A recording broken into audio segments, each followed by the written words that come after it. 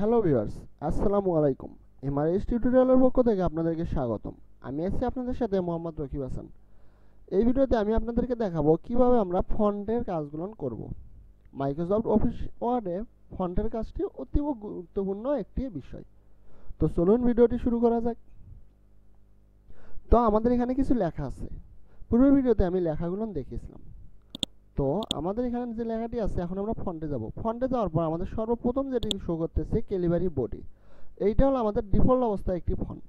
এখন ডিফল্ট ফন্টকে আমরা যদি পরিবর্তন করি, মানে অফিসিয়ালি ইংরেজি লেখার ফন্টের নাম হলো টাইমস নিউ রোমান। আপনারা মাউসকে একটু স্ক্রল করলে দেখতে পাবেন এখানে টাইমস নিউ রোমান নামে একটি লেখা আছে। মানে অফিসিয়াল ফন্টের জন্য ইংরেজিতে যে ফন্টটি লেখা হয় সেটি হলো টাইমস নিউ রোমান। ওকে, আর বাংলায় যেটি লেখা হয় সেটি হলো সুটন্ডনী এমজে। কিন্তু সুটন্ডনী এমজেটা আসলে ওভাবে থাকে না, ওখানে থাকে হলো ঝ চন্দ্রবিন্দু বিসর্গ ডয়বনর হ হু গ ও। এই যে এইটা হলো আমাদের সুটন্ডনী এমজে।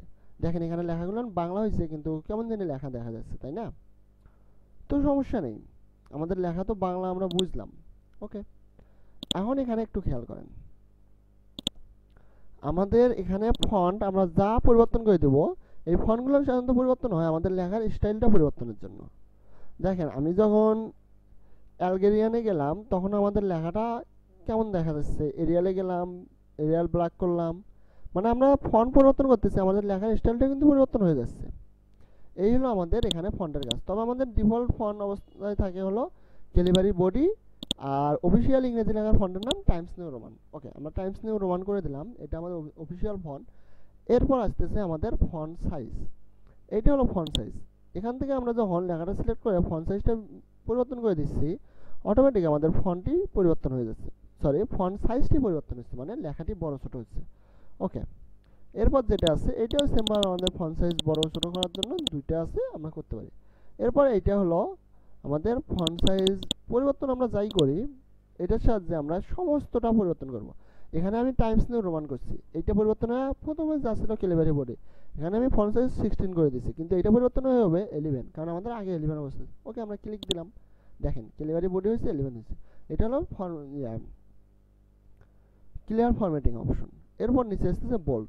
লেখা মোটা করার জন্য আমরা বোল্ড ব্যবহার করি, লেখাটি একটু বাঁকা করে ইটালিক করার জন্য আমরা ইটালিক ব্যবহার করি, আন্ডারলাইন মানে নিচে দাগ দেওয়ার জন্য আমরা আন্ডারলাইন ব্যবহার করি। ওকে, আন্ডারলাইন চাইলে আমরা স্টাইল একটু পরিবর্তন করে দিতে পারি, সেটা আমাদের ব্যাপার।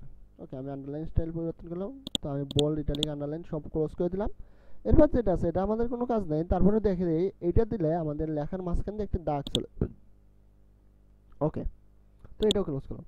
এরপর যেটা আছে এই লেখাটাকে আমি একটু নিচে নামিয়ে দেব, কিন্তু আমাদের লাইন একটাই থাকবে। ওকে, সরি, এই যে লেখাটা আমার নিচে নামে গেল, আবার ক্লিক দিলাম, হয়ে গেল। এইটা দিলে আমাদের লেখাটি স্কোয়ারের মতো মানে উপরে উঠে যাবে। ওকে, এরপর এটা হলো চেঞ্জ কেস, বা মানে লেখার যে কেসগুলো আছে, কেস বলতে আমাদের লেখাটি বড় হাতে ছোট হাতে সব মিশাল অবস্থা আছে। তো এইটাতে আমরা যাবো। সেন্টেন্স কেস করলে আমাদের প্রতিটা বাক্যের প্রথম অক্ষরটি বড় হাতের হবে। দেখেন প্রতিটা বাক্যের প্রথম অক্ষর বড় হাতের। যদি আমরা লোয়ার কেস করি সমস্ত অক্ষর ছোট হাতের, যদি আমরা আপার কেস করি সমস্ত অক্ষর বড় হাতের, যদি আমরা ক্যাপিটাল ইজ ওয়ার্ড করি প্রতিটা শব্দের প্রথম অক্ষর হবে বড় হাতের। ওকে, যদি আমরা টগল কেস করি, টগল কেস করলে প্রথমটাই ছোট হাতের, পরের সব বড় হাতের। দেখেন প্রতিটা শব্দের প্রথম অক্ষরটা করে ছোট হাতের, পরের সবগুলো বড় হাতের। তো এটাকে আমরা সেন্টেন্স কেস অবস্থায় রাখলাম। এরপর আসতেছে টেক্সট হাইলাইট কালার বা টেক্সট ব্যাকগ্রাউন্ড কালার। লেখার ব্যাকগ্রাউন্ডে আমাদের মানে লেখা আমাদের যতদূর পর্যন্ত আছে ততদূর পর্যন্ত আমাদের কালারটি পরিবর্তন হবে। ওকে, এরপর যেটা এটা হলো টেক্সট কালার। এখন টেক্সট কালার আমরা যদি দেই, হয়তো বা দেখা যায় অনেক সময় আমাদের টেক্সট কালারটি ফিক্সড হয় না, সেক্ষেত্রে আমরা লেখাটা কালার মানে ব্যাকগ্রাউন্ড কালারের সাথে ম্যাচিং করে আমরা রাখবো। তো এই হলো আমাদের টেক্সট কালার। ওকে, এইভাবে যদি আমরা আমাদের সমস্ত ক্লাসগুলো করি, আমার মনে হয় যে আপনাদের অন্য কোথাও আর ট্রেনিং করার প্রয়োজন পড়বে না, এবং অতি সহজে আপনারা আপনাদের মাইক্রোসফট অফিস ওয়ার্ডের সমস্ত কাজগুলো করতে পারবেন। তো এই ছিল আমার আজকের ভিডিও। যদি ভিডিওটি আপনাদের ভালো লেগে থাকে অবশ্যই ভিডিওতে লাইক দিবেন। যদি ভিডিও সম্পর্কে আপনাদের কোনো মতামত থেকে থাকে অবশ্যই তা কমেন্ট বক্সে লিখে জানাবেন, এবং অবশ্যই চ্যানেলটি সাবস্ক্রাইব করে পাশে থাকা বেল বাটন দিয়ে ক্লিক করে দিবেন নতুন নতুন সব ভিডিওর আপডেট পাওয়ার জন্য। ধন্যবাদ সবাইকে, ভালো থাকবেন।